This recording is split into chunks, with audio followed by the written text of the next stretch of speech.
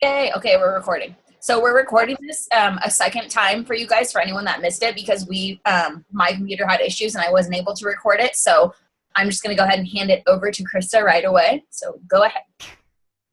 Okay.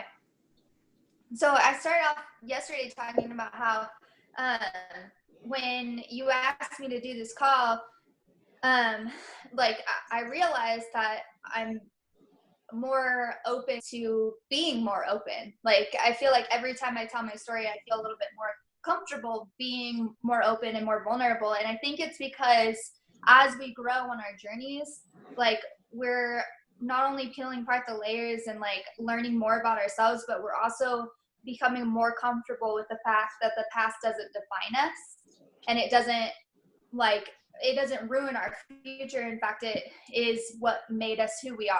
And so like I said yesterday, like, I feel like we're going to be going really deep here, and it's going to happen really fast. And so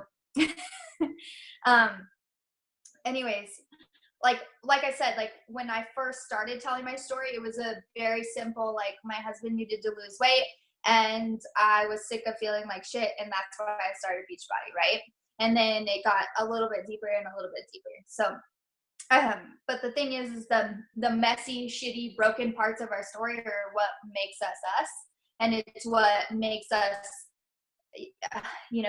I think, or want to be the best possible version of ourselves. So first, I want to tell you why I'm here, like, which I literally feel like goes back to my childhood, and that's what kind of brought me to the decision to change my life, because of it started way back, and then go through that process, and then do maybe some helpful pointers of how I've made my business work too. So, all right, time to go dive deep. So growing up, I wasn't allowed to have feelings. My stepdad was extremely strict, and I was like afraid to breathe. Like, I couldn't breathe around him. I couldn't talk about feelings. I couldn't talk about emotions. I could never talk about like what was really going on in life, in school, or anything. Like, I couldn't have anything. I wasn't allowed to express myself in any way whatsoever. And definitely couldn't even talk to my mom, because I mean, she couldn't have feelings of her own as well. Like, he was very scary and intimidating. And since she started dating him when I was a baby, it was just all I knew. That's all I knew growing up. There was nothing else. That was all I had. And yeah, they're the people that raised me. And honestly, it's just, I feel like abuse comes in all forms, but his main form was mental abuse.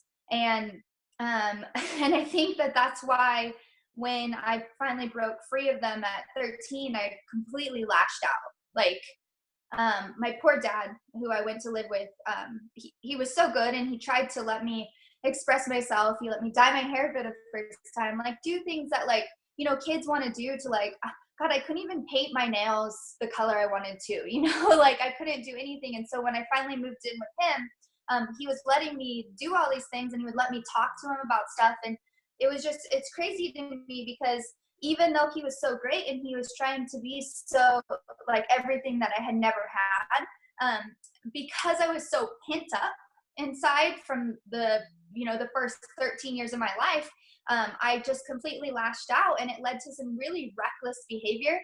I started drinking and partying at 13 as well.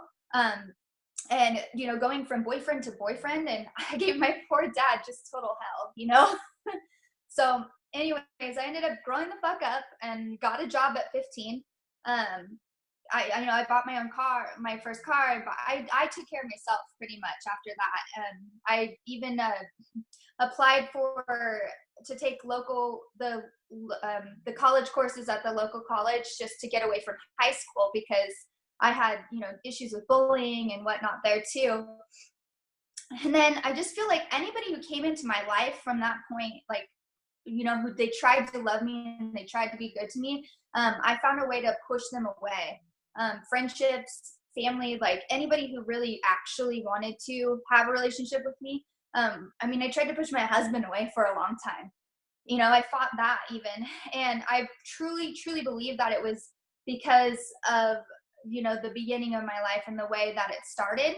And it's crazy because I suffered from anxiety, and I started, all of those like early self-harm habits started so early on. Like, I mean, 8th grade, I was dealing with bulimia, and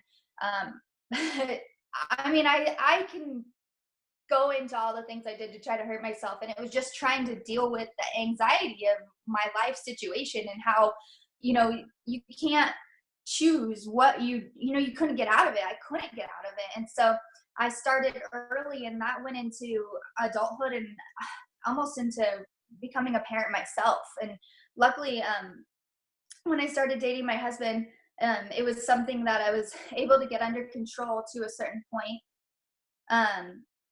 And even though I cut ties with my stepdad and my mom, and those things, it doesn't matter. Like, I tried to have a relationship with her for a while anyways.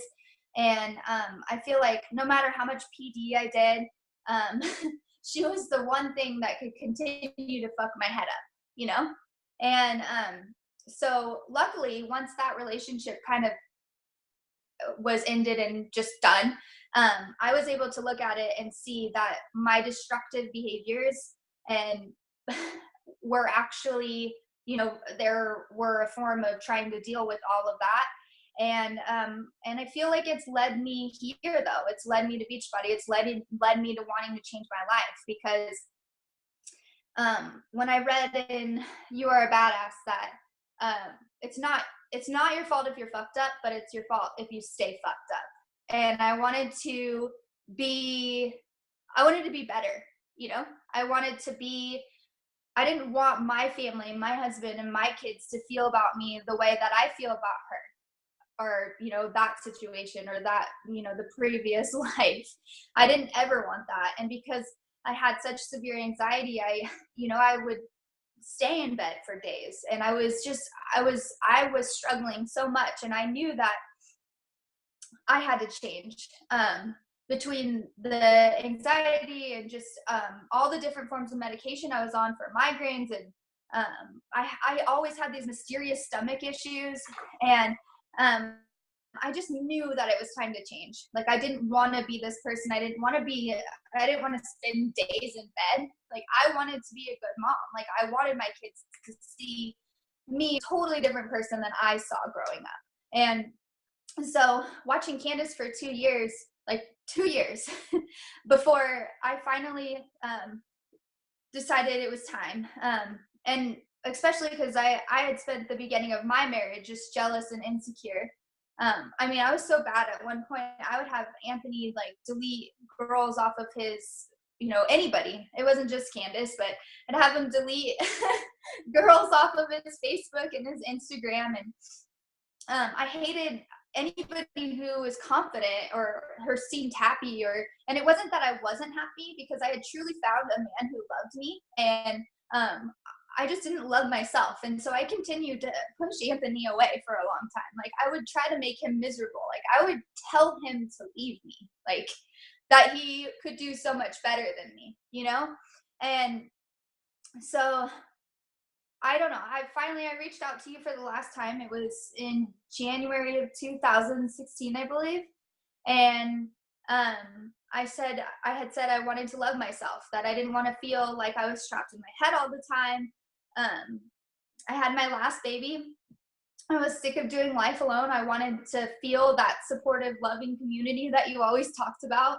I even told you about how I was being bullied, like adult bullying, by the moms at my daughter's cheerleading team. And it was just because I was petite. Like, I had like this huge, like, real world, like, realization that people are gonna treat you like shit no matter what. And it sucked. Like, I just didn't understand it. And I didn't understand why life had to be so shitty. I couldn't even take my daughter to do something that she loved. I couldn't get out of my house. And then on top of that, my husband, who I adore, had gained so much weight, and it was starting to just terrify me. I just, for real, like, I thought he was going to have a tack and die. Like I could hear him breathing across the house. And we were like the majority of America, and didn't have insurance, so he refused to see a doctor. And so I asked him if we could get a challenge pack. We completely relied on his income at this point, and he said no. And it wasn't because like no, like he wasn't being mean. No, you can't do that. It was we're so strapped for money, and we had P90X, which we had bought when we first got married and never did. We had 2-year contracts with our gym, and he kept saying, if we're really serious about it, we can do these things. And I didn't want to take my preemie baby into a gym's daycare. And also I was like the girl who would literally walk around with like Pinterest up and like try to find some sort of routine. And I just always felt like such a dumbass in there. And so anyways, I wanted that challenge pack bad, right? So I went out and I got a part-time job. And when I say part-time, I mean the only time that I could literally fit into our schedule was his 2 days off that he has a week. And my husband works from the time we are all awake till the time we go to bed. So I never spend time with him anyways. And so I was going for 2 days a week when he was home from that amount of time too, basically. And it was a bookkeeping job, so it was incredibly like mentally draining, and I was already dealing with all of these other postpartum issues and anxiety and everything else. And so I went, and we were spending even more time apart at that point, but I wanted that damn challenge pack, right? And so even though he had told me no, not like out of meanness, it was just because we were strapped and we couldn't afford a challenge pack. We couldn't afford Shakeology monthly. I mean, at the time, booze was important to us, And so anyways, we were spending so much time apart as a family, and it sucked. Just like literally never seeing each other, not him and I, just that we were getting time with our kids, obviously, but not us together. And so anyways, we got the challenge pack. He committed to working out with me, thank God, because I was so worried about his health. I told him I was just signing up for the discount code, like to be a discount coach, that we'd give it a good couple of months and see how it goes. And I just knew that we needed that time together, and I knew that both of our health desperately needed it. And so I just truly believed that coach life wasn't for me at the time. Like I really didn't think it was going to happen. And I was so wrong, like so wrong. Shakeology immediately made me feel like a new person. Within a month, I was completely off my daily migraine medication. My anti-anxiety meds were gone. My weird stomach issues had resolved, and it was all completely due to exercising normally and eating better and Shakeology, honestly. And I had so much energy. Like I felt the best I ever felt. I felt like I finally was the mom and the wife that I had always wanted to be. I could actually get up and play with my kids and not lay around on the couch all day, right? And that was in June. That's when we started. It was not even, I don't think it was even a month later that I started sharing, because I was like, there is no fucking way I'm keeping this to myself. Like, no way. And like I said before, like when I first signed up, I wasn't gonna be a coach. Like I wasn't going to do that. But now, like after I saw how much it was gonna change our lives, I couldn't keep it to myself. Like I couldn't. I dipped my toes in just a little bit and posted like a picture of me and the baby, her climbing on me while I was doing a workout. I didn't dive right into being super, vulnerable and stuff for a while, but it was that toe dipping, that just getting my foot in the water and trying it out. And I started sharing in July, and I hit SC in July. I've never not hit SC since. In 2 months, Anthony dropped 45 pounds, which was huge. And we had something that we were doing together that wasn't just being parents, something that we felt good about. It wasn't getting drunk at night anymore. It was something that we felt really good about, and we were really happy. we started to feel human again, and like we were getting time together again.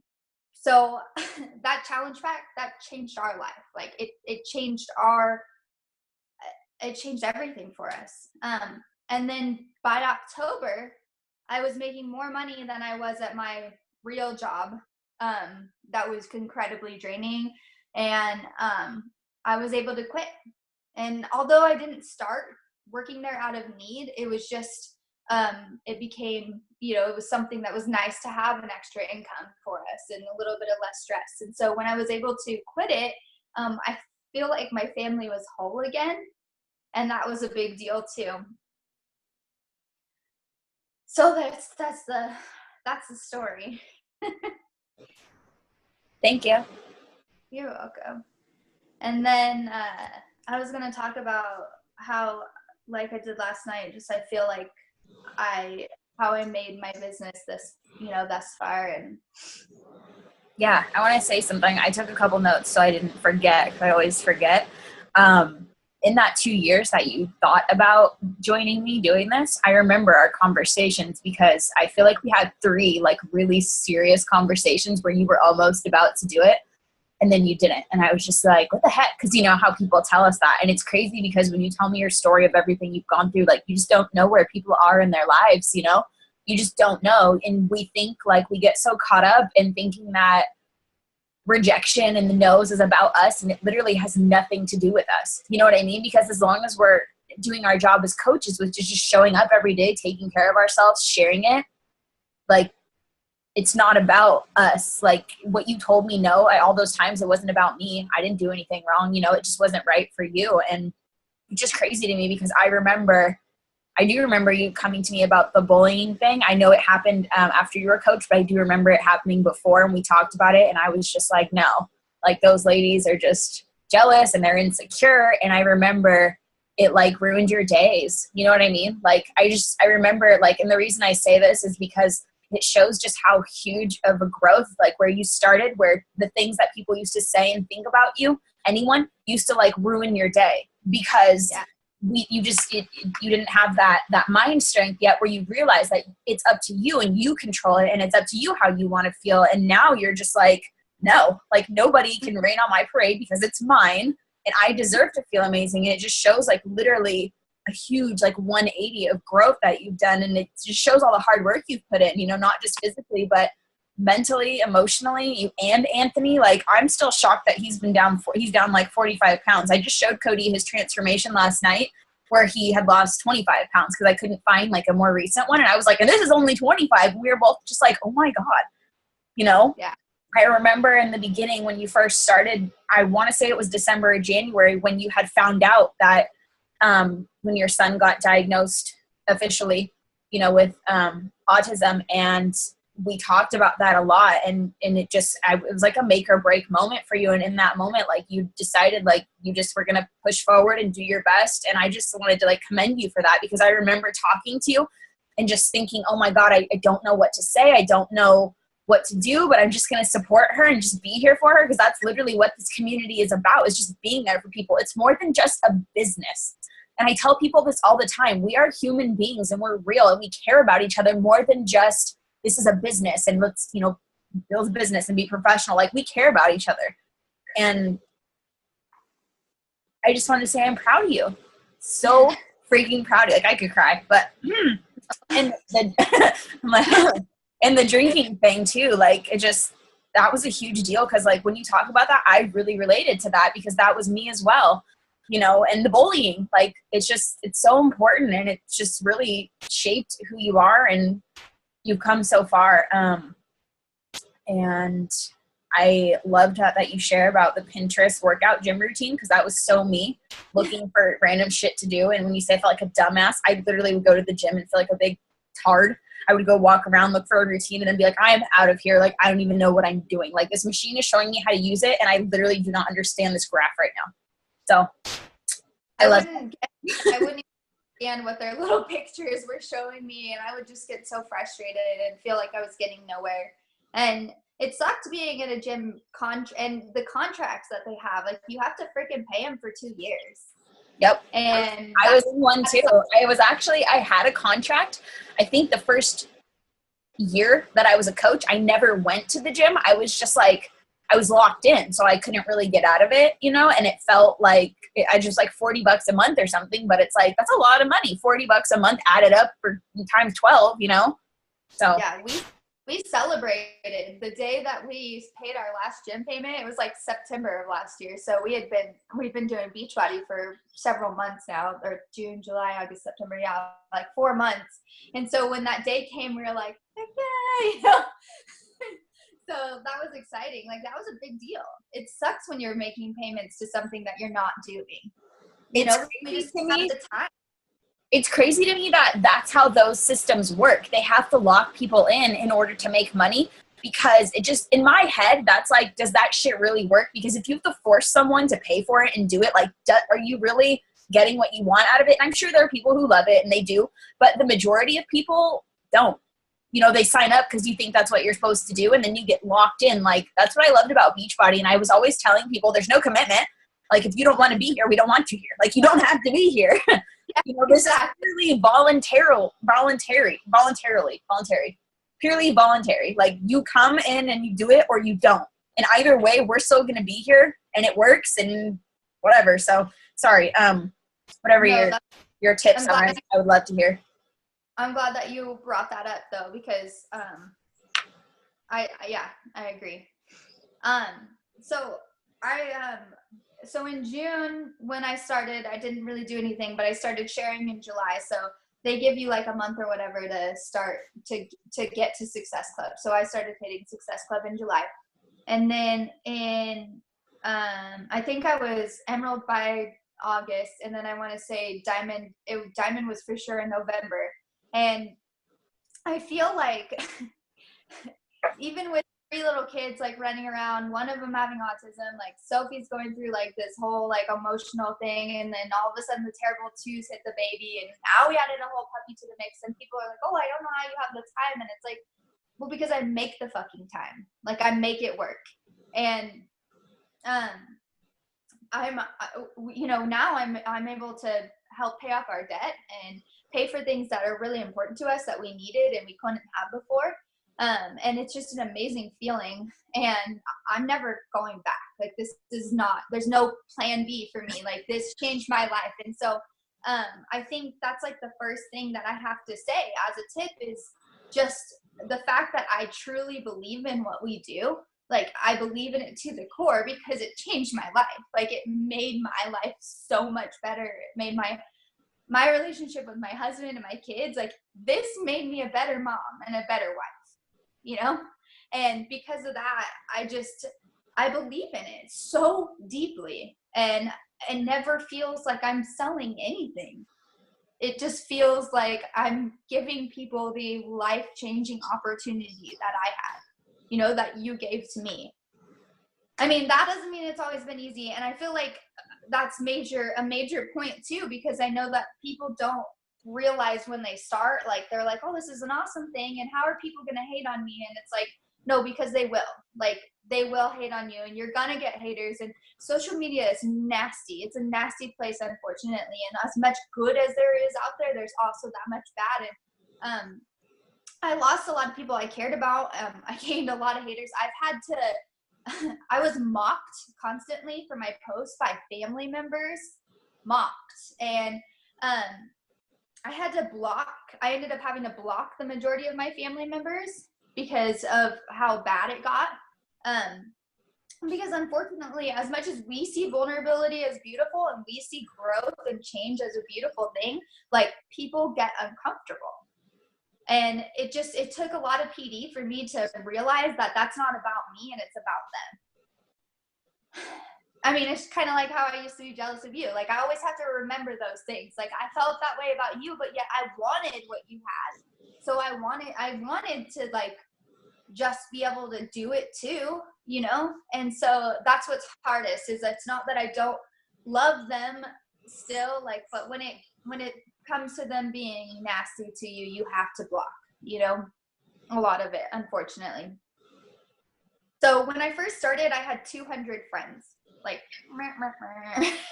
like I was so closed off to adding people to my network. I remember when you guys told me, like, you have to add to your network. And I was like, no, I have kids and I don't want them to like get kidnapped. Like, I remember just being like, no, not gonna happen. And so finally I saw the value of a cold market. Like, I totally saw that it was necessary.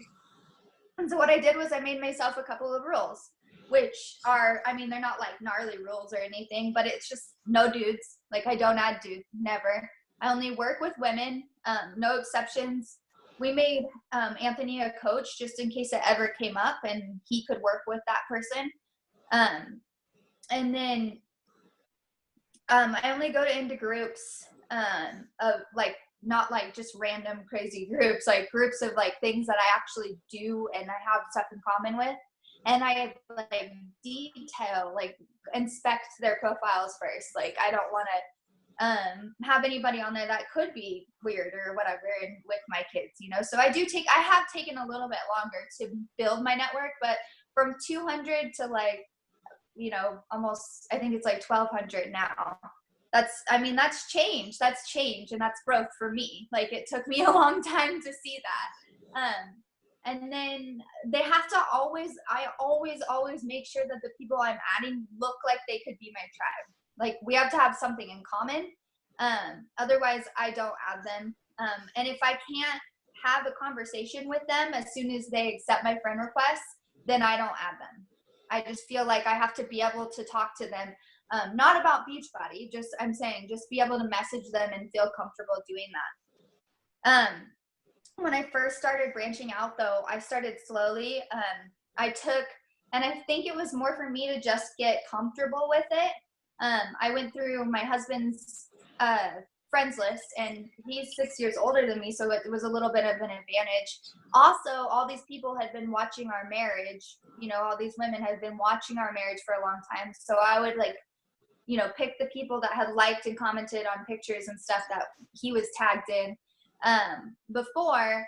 And I asked him about them first, so there was no like weird, like, oh, that's my ex-girlfriend, or you know what I mean? Like, I would ask him about it, and then I think it kind of got me over that fear of adding people too. It was just like a baby step. And you know, Anthony was a nice guy, so most people liked him, and they already knew that they were gonna like me, or you know, trust me at least, not like, you know. And so it was easy to add them, and it was easy to start conversations with them because they were, you know, people that we knew or he knew. And so I started to like lose that intimidation and just started going for it and diving into groups. And I also started talking to people more that I had went to school with, sending out random messages that people that I wasn't even sure if they even liked me, or maybe people even that were mean to me and bullied me. I had conversations with them and just showed love, you know. I figured, like, what the hell is the worst that can happen? You know, what is the worst that can happen?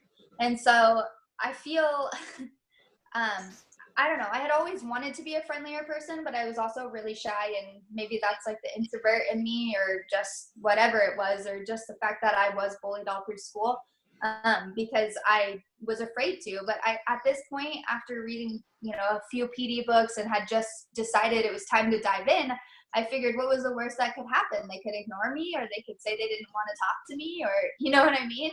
It was just whatever. I don't know. I feel like I've made a solid business out of loving people. And that's what I've always wanted to do. Like, I wanted to love on people. I've always wanted to do that. And I was just too shy to do it. And so it was easy to just, when you see someone on Facebook having a bad day, like before I wouldn't do anything, but I would want to. And now it's just so easy to send them a message and just send some love. Like, you know, it's no big deal. And that's what's important. And then I think another thing is that through loving others, I started loving myself even more, and feeling that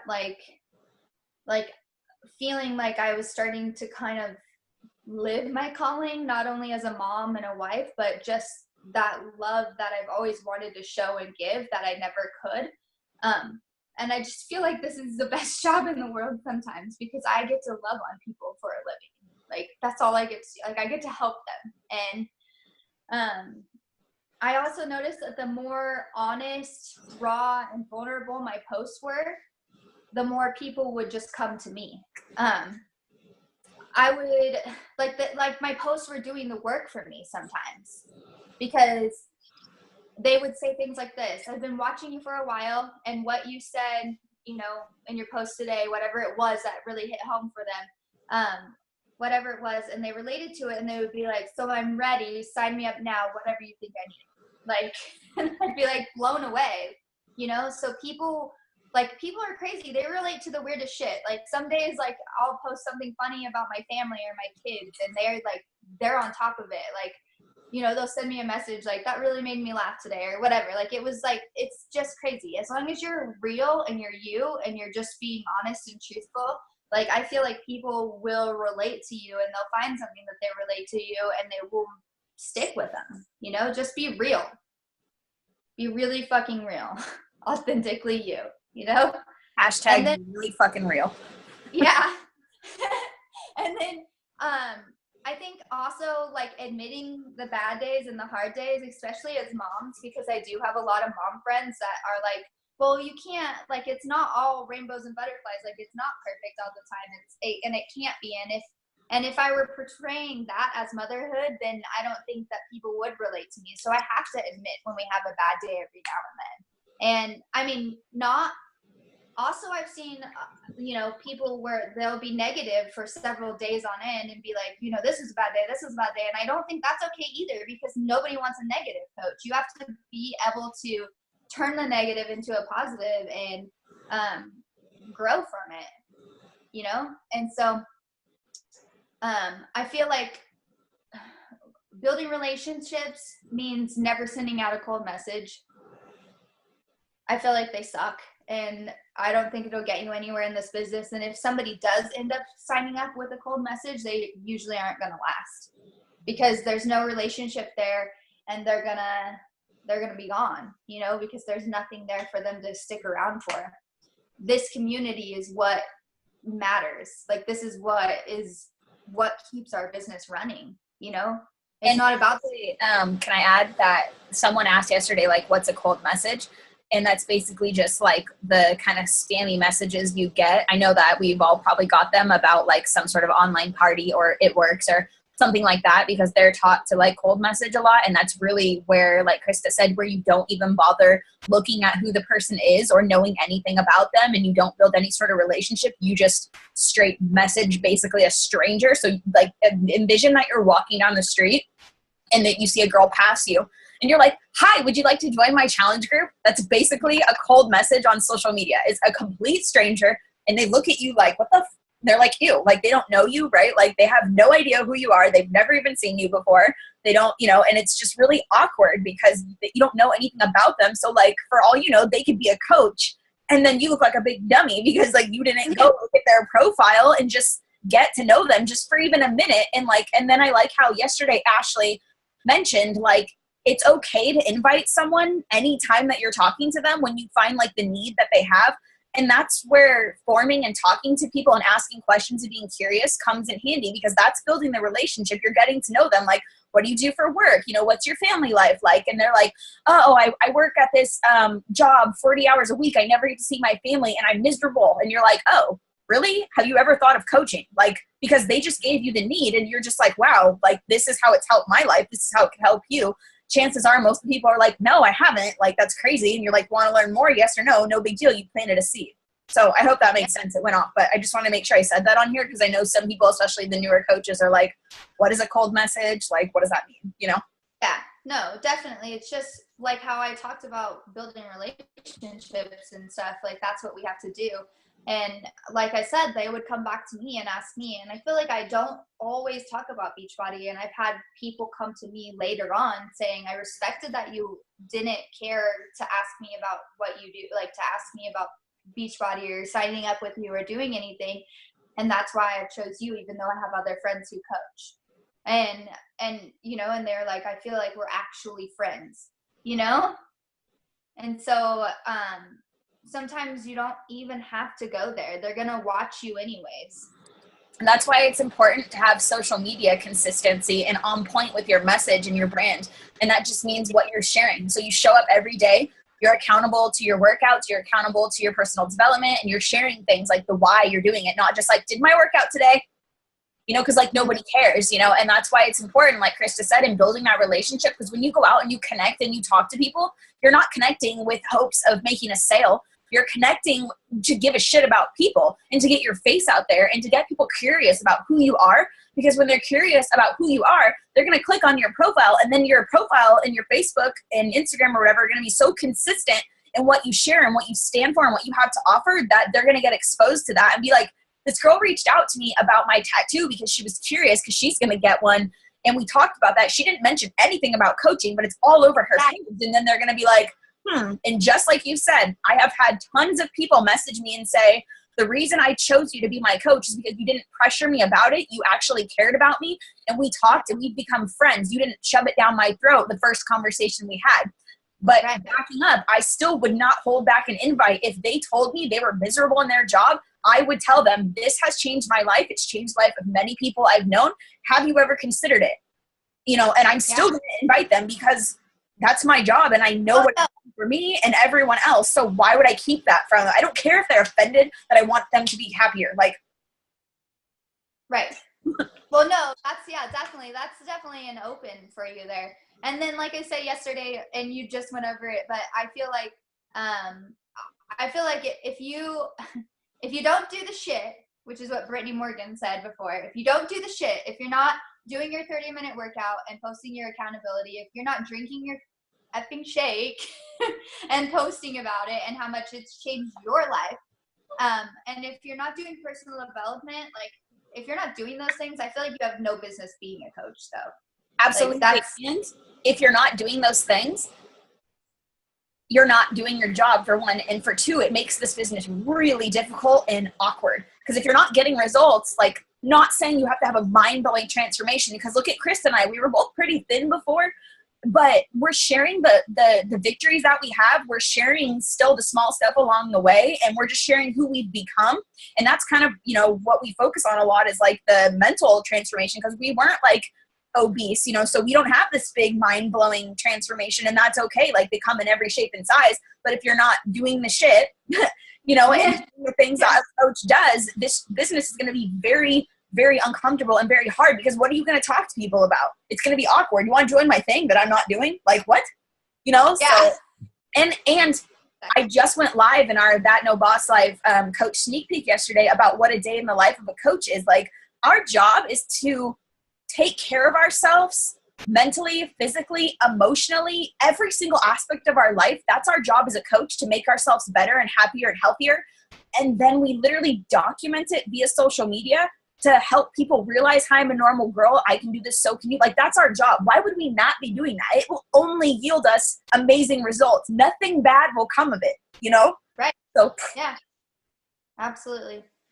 And so I think my two last things were just, I hope that, like, if anyone takes away anything from today, from this call, from me being the speaker, I think that even though I didn't bawl my eyes out and cuss all at all you guys today, last night, I would just hope that, I would say to completely fall in love, like fall madly in love with what we do, so that this opportunity is just fall all the way in love with it, because then it never feels like you're selling anything.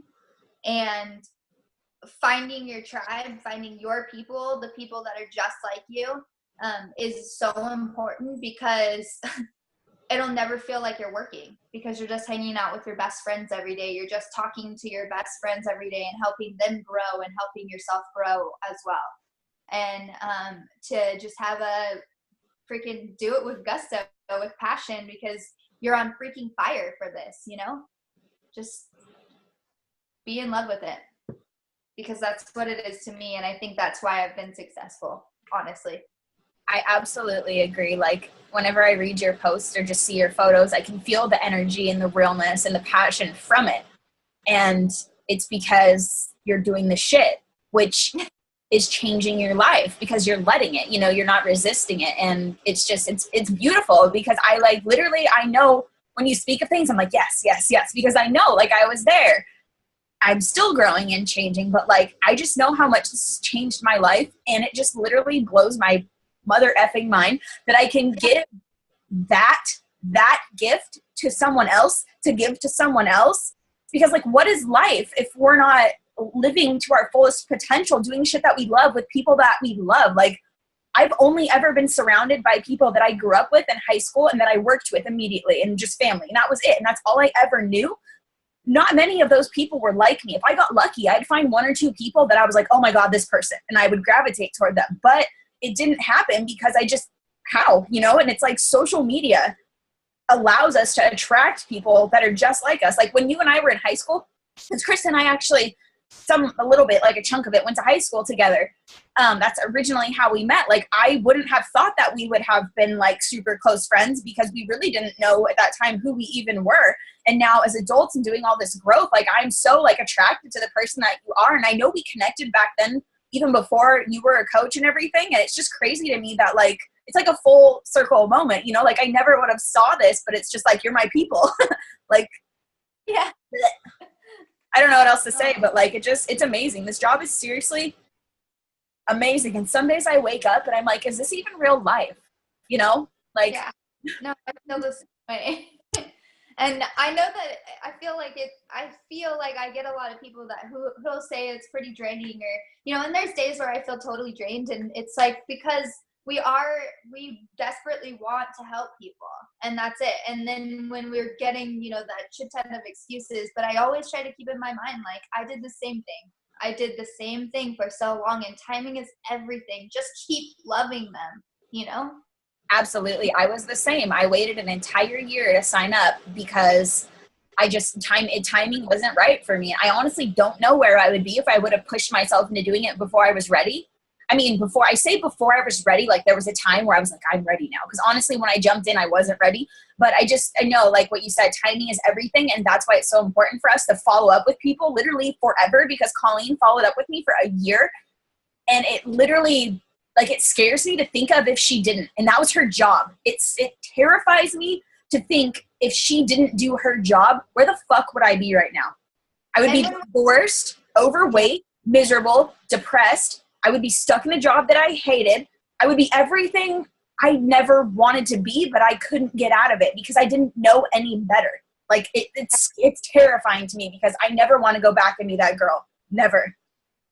And when we say following up, like, I know that you mean the same thing as I do, and it's just loving on them, and just showing them that constant love and support, and that you're there when they're ready. Yeah, exactly. Like, hey, I tell people too, when they're like, because I have this girl right now I'm working with named Kim. She's awesome. I've worked with her. I literally worked with her when I worked at Blue Shield doing shit that we both hated. And she was really cool. I was just drawn to her. I've invited her since I worked at Blue Shield, which was like, I don't know, 3 or 4 years ago. And she told me no. Maybe it was 5, 3, 4. It was a long time ago. She told me no, don't have the money, don't have this. Every excuse in the book. Guess what? I'm talking to her this week. She was going to sign up. Guess what? Something came up. Can't sign up. You know what I'm going to do? Just keep loving her. And I don't take it personal because I was that girl. Krista was that girl. We've all been that person. No, I don't think anyone has ever, well, maybe there are people that have just stumbled across coaching. They're like, this is it, signing up. Like, that's very few people, which is great. That's awesome. But like, for me, I'm a huge skeptic. And I had a lot of excuses. And we all come into this opportunity at different points in our life with different bullshit baggage we're carrying around. And it's just life. So like, just like she said, just love people. I know what the title of this thing is going to be. Like, your call is literally going to be called A Business Built on Love, because that's literally what it is. And yeah. I love, but I love that you said that, because it's so true. Like, leading with love, we can never go wrong, because we will always feel good about it. Even if it's not received, it doesn't matter, because we still feel good about how, we did our best. And people come around. People come back around, or they don't, and it doesn't matter either way, because they were supposed to be part of our tribe or they're not, and we can't force it. Yeah. Absolutely. I can't wait to see you in July. Like, it's gonna be so amazing. I know. It's been long since January. I know, I was thinking of that, and I was like, man, we had so much fun packing your suitcase. Right? I know. I wish, you know what, when our team is like, it's already exploding, but when our team is exploding to like 5-star plus, I will be able to have our own Rising Lotus retreat. And I can't even imagine what that's going to be like, because we're such a freaking cool team. Like, we are so real and so cool and so no BS and so freaking funny that I'm like, oh my God, like, what are we going to do on this retreat? Like it's going to be so awesome. I like fantasize about planning it all the time. I'm like, where are we going to go? Wait. Then we'll get to see each other more. Yeah, for sure. Yay. I don't even know how much time we have left. It just says recording. I feel like we did a really good job on time today. Thank you so much for everything too, Candace. I love you. I love you too. Seriously. Like, oh, and I wanted to ask you this question. I didn't mean to say like I love you and then bye, but no. You know how much I love you, and you know how hard it's for me to like express feelings. Like, I can't ever find the words. I just can't find the words. Like, I just, for the feeling, but you feel me, you get me. So I wanted to ask you, like, if you could sum it up in like a few sentences, like, why did you choose me to be your coach? I feel like it's really good feedback for me. I know that, like, I think it's weird because I knew that even though like we weren't really friends in high school, and I don't know, like, I think it was that whole connection. Even though it sounds like I was like envious or jealous, it really wasn't that. I just knew that I wanted and cut out. I feel like it was more of a connection than anything. Even though it came out as jealousy or envy or whatever, it was just that I knew that we were so deeply connected. A lot of your struggles were my struggles, and a lot of the things that you talked about were things that I wanted to change in my life as well. And also, I just feel like we connect with everything. Like, we're both very real and no bullshit. And yeah, there were other coaches and that I had talked to, and I just didn't feel that bond, that connection that I feel like we've had since I started coaching, which is amazing. And I don't think it would have worked with anybody else. Like, I still don't think that. I feel like we have a lot of the same, like, no bullshit mentality. Like, we just do the shit, and I don't know. I feel very, like, both of us are very not like coddling as well. Like, we're very like, and I don't know. I always felt that from you. Like, I've always felt that way with you. And even though you were kind and loving and loved the shit out of me, even when I kept telling you like, no, it's not going to work now anyways, and whatever, like, you did come back, you followed up, and you loved on me. And I don't know. I always knew it was going to be you. That literally like makes my heart be like. No, I do, and it really reaffirmed it, I think, at retreat too, because it was perfect. Like, we are the same person sometimes. Like, we definitely, like, it was perft, you know. I totally get it. It really helps me to hear that, because that just like, and if people don't pick up like the message there, but like, that is the importance of sharing your struggles and your journey 100%, especially the shit that makes you uncomfortable, especially the things you don't want to share. Because as a new coach, in my head, I was like, God damn, I don't want to share about this because it's embarrassing, you know, because like, I don't want to share that I struggle with my husband, and, you know, because on social media, everything's perfect, right? But that's not real, and that's not relatable. And if I would have ever shared things and made my life look like it was perfect, Krista wouldn't have been able to relate to me. And that would make me really sad. And I know I just was talking to Casey earlier today, because she got vulnerable on one of her posts, and someone messaged her and said, because you shared that one thing today, like, I so needed to hear this. And so as a new coach, I got in my head and I was like, if I can help one person a day by whatever I share, know that they're not alone in whatever struggle they're going through, then this is worth it. 100%. And then I just wanted that one person. Then people would message me, because of that one thing that you shared, Candace, my day, I felt so much better. And I would be like, okay, then it was worth it, right? It's like that affirmation, and just you sharing that feedback with me really helps. You know, it just really helps. And it just shows people, like, own your story, and don't be ashamed. Don't be afraid of where you come from. And like you said, it's not your fault if you had like effed up life or whatever, but it's your fault if you stay messed up, you know, like, because we're adults now and we can't like blame shit on the past anymore. And I can't be like, well, my parents didn't tell me to eat vegetables, and my parents didn't, and my, you know, we can't blame shit on that, because we have the power in any moment to pivot and just change directions, right? Like we do, and that's a power that we have, and it's just like a mindset thing. And sometimes I go off on rampages and they go like way over here, but I really appreciate you, seriously, like a lot. And this call is amazing, and I can't wait to share it with the team because I know that everybody was like, no, and they wanted to watch the recording. Oh, and too bad they didn't get to see me like all the time too. No. Okay, it was good. I'm glad we got to do this again. All right, I'm gonna stop recording, but I'm gonna still be here.